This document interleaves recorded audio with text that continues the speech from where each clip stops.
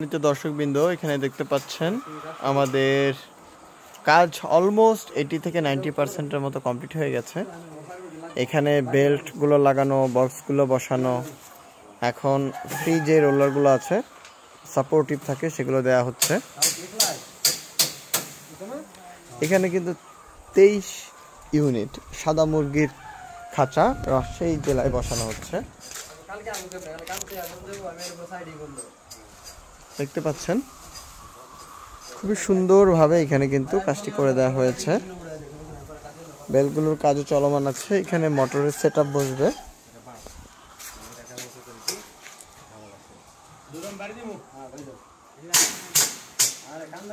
এখানে সাদা মুরগি আছে। এইখানে আমাদের হচ্ছে স্টেপলিয়ার কেস।